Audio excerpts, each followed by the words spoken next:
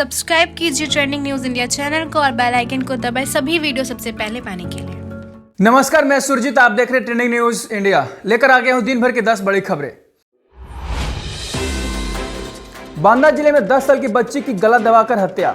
उत्तर प्रदेश की बांदा जिले की बबेरू कोतवाली क्षेत्र की पुलिस ने रविवार को देर रात खेत से एक 10 साल की बच्ची को शव बरामद किया। पुलिस के अनुसार बच्ची की हत्या गला दबाकर की गई। मृतकों के परिजनों ने बलात्कार या इसके प्रयास के बाद हत्या किए जाने की आशंका जताई है।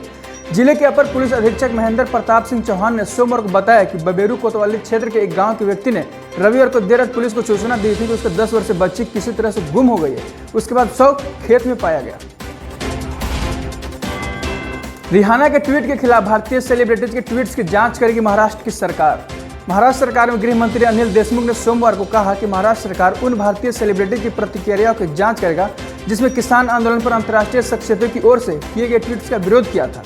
देशमुख ने कहा कि प्रदेश के कांग्रेस नेताओं की ओर से इस मुद्दे की जांच कराने की आग्रह आए हैं। ऐसा सामने आया है कि कुछ सेलिब्रिटी की ओर से एक ही पोस्ट एक ही वक्त पर आए हैं। ऐसे में इसकी जांच होगी। ऐसे में हुआ क्या है, सब तरह की जांच होगी।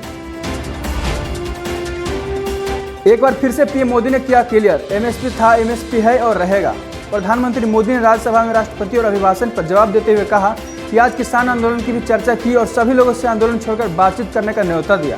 उन्होंने कहा कि हम सब मिलकर बैठकर बात करने को तैयार हैं। मैं यहाँ सदन में फिर से निमंत्रण देता हूँ। पीएम ने इसके साथ ही सदन के माध्यम से किसानों को आश्वस्त किया कि न्यूनतम समर्थन मूल्य जारी रहेगा। उन्होंने कहा कि एमएसपी था, एमएसपी है और एमएसपी जारी रहेगा। बंगाल में बीजेपी एमएलए की संदिग्ध मौत। पश्चिम बंगाल में बीजेपी विधायक देवेंद्र नाथ रे की कथित हत्या के मामले में केंद्रीय जांच एजेंसी ने सीबीआई की मांग पर याचिका सुप्रीम कोर्ट में खारिज कर दी। सुप्रीम कोर्ट ने याचिकाकर्ता को कहा कि यह मसला हाईकोर्ट देख रहा है और फैसला दे चुका है। दोबारा सुनवाई की जरूरत नहीं है। अगर मृतक का परिवार हाईकोर्ट के फैसले के खिलाफ अपील करता है तो हम सोचेंगे। प्रधानमंत्री मोदी के भाषण के बाद बोले किसान नेता, प्रधानमंत्री मीटिंग के लिए बुलाएं, हम जाने को तैयार। ये मोदी के भाषण के बाद किसान नेता सतनाम सिंह साहनी ने कहा, प्रधानमंत्री तुरंत मीटिंग बुलाएं, हम जाने के लिए तैयार हैं, हम उनकी बात मानेंगे, वो हमारी बात मानेंगे। प्रधानमंत्री बहुत देर बाद इस मुद्दे पर बोले हैं। किसानों को बदनाम किया गया है, मंडियां कैसे रहेंगी, ये बड़ा सवाल है। डॉन मुख्तार अंसारी पर सुप्रीम कोर्ट में यूपी और पंजाब सरकार आमने सामने। उत्तर प्रदेश के विधायक और माफिया डॉन मुख्तार अंसारी को लेकर सुप्रीम कोर्ट में यूपी सरकार और पंजाब सरकार आमने सामने दिखी। यूपी सरकार की ओर से पेश सॉलिसिटर जनरल तुषार मेहता ने कहा कि पंजाब अंसारी का इतना समर्थन कैसे कर सकता है। उन्होंने कहा कि पंजाब सरकार द्वारा उसके मुख्य रूप से बचाव किया जा रहा है। मेहता ने कहा कि पंजाब अंसारी की जेल में मजे कर रहा है, जबकि पंजाब के हलफनामे में उसे डिप्रेशन पीड़ित बताया जा रहा है। राज्यसभा में बोले राजनाथ सिंह, कहा पाकिस्तान की शरारतों को हमारी सेना ने सीमाओं तक सीमित रखा। सरकार ने सोमवार को कहा कि भारतीय सेना ने पाकिस्तान की ओर से जाने वाली हरकतों को सीमा तक ही सीमित कर दिया है। रक्षा मंत्री राजनाथ सिंह ने राज्यसभा में प्रश्नकाल के दौरान एक पूरक प्रश्न के जवाब में कहा कि भारतीय सेना की जितनी सराहना की जाए कम है। उन्होंने पाकिस्तान की ओर से किए जाने वाली हरकतों को सीमा तक ही सीमित कर दिया है। इंग्लैंड की दूसरी पारी में पहली बॉल पर मिला विकेट। चेन्नई टेस्ट में भारत की पहली पारी 337 रन पर ऑल आउट हो गई। इंग्लैंड ने भारत पर 242 रन की बढ़त बना ली। दूसरे पारी में इंग्लैंड की शुरुआत खराब रही।